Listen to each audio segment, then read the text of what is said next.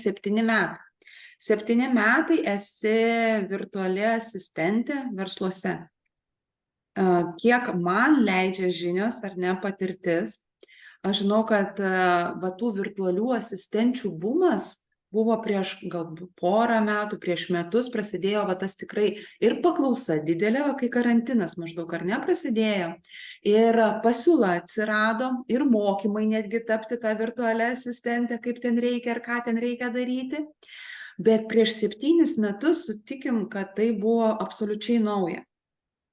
Ir aš Taip, kai nežinau, ar buvo daug tos srities specialistų, va, kai tu pradėjai. Kaip buvo?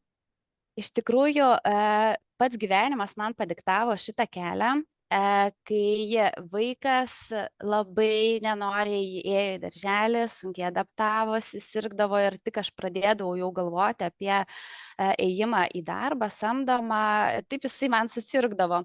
Ir tada aš galvoju, ką aš galėčiau daryti tokio, kad aš turėčiau laiko vaikui susirgus, kad aš turėčiau laiko savirealizacijai, nes aš toks žmogus, kur man tiesiog reikia save realizuoti, vis kažko naujų žinių kaupti. Ir savo tos klausimus bekeldama ir galvodama, kuo aš galiu kažkam padėti kitam ir už tai gauti pinigus, man gimė idėja, kad aš galiu padėti verslam ir būti virtuali asistentė. Iš tikrųjų, Lietuvoje dar tada virtualių asistenčių tokių, aš buvau viena iš tų pirmųjų, kuri pramušė ledus ir pralaužė rinkoje šitą požiūrį, kad taip galima deleguoti darbus nuotoliu. Ir po to taip sekė iš tikrųjų vis daugiau ir kas mano pavyzdžiui sekė ir paskui prašydavo žinutės, kad mes slapta tave sekėm, kaip tu ten darai ir galvojom, kad gal ir mums tai pavyktų. Tai va, kas ten drąsesni jau ir mokymus pradėjo daryti ir va taip pamažu vis daugiau iš tikrųjų moterų susirado, susikūrė savo darbo vietas, tai mane tai labai džiugina tas toks, kad galėjau kaip pavyzdžių būti. Aha, geras, tai tu įkvėpi ir kitas moteris, ar ne, ieškoti, nepasimesti tų galimybių ir dirbti nuotoliu, bet žinai, man visada įdomu, kokiom savybėm turi pasižymėti žmogus, kas jame yra tokio, kad jisai tampa va tuo ledlaužiu, kaip tu sakai, kuri pralaužia ledus, kuri atnešė į rinką naują specialybę, šiai dienai galim pavadinti drąsiai ją, ar ne? Va, kažką naujo pasiūlė. Žinai, kaip būna dažniausiai, ką mes jau esamų bijom pradėti, dažnas susiduria, o Jėzau, kaip čia bus ir kas čia bus. O ką jau kalbėti apie tai, siūlyti rinkoje tai, ko nėra.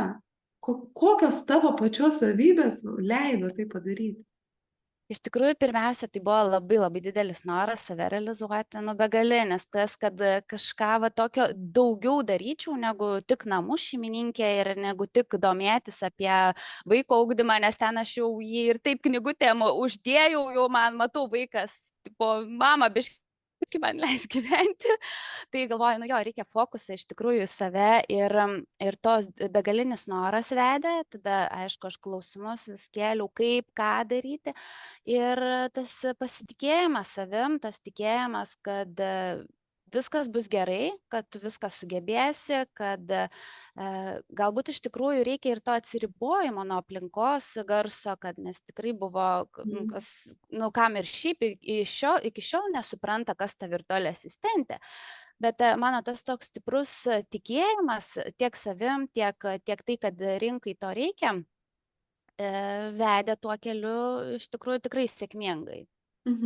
O žiūrėk, man smalsu, o tu dirbai su verslais, kažkokiom įmonėm ar su privačiais žmonėmis, kurie vykdo savo kažkokias tai veiklas ir nebesuspėja tuose marketinguose visuose?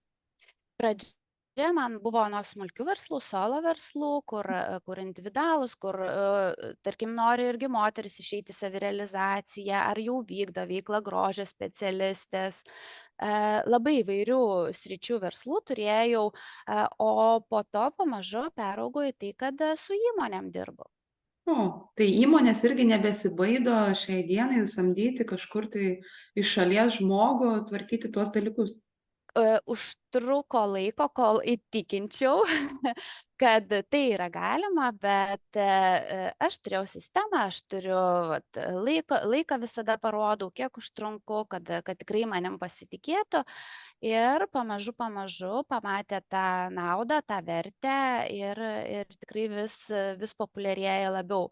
Ir būdavo dar netgi tai, kad aš pristatau savo, sakykime, paslaugas ir tada įmonės vadovas taip, bet tai aš turiu moterį, kuri išėjo į dekretą, o tai gal aš ją galiu duoti ir aš tada skuvalio, jūs tik duokit, jūs tik vat, pasitikėkit, kad ir, nu, nes tikrai ir papildomi pinigai tai moteriai ir tas tokia savirealizacija, truputį bent po valandą per dieną, nu, tai iš tikrųjų labai yra nuostabu. Tai...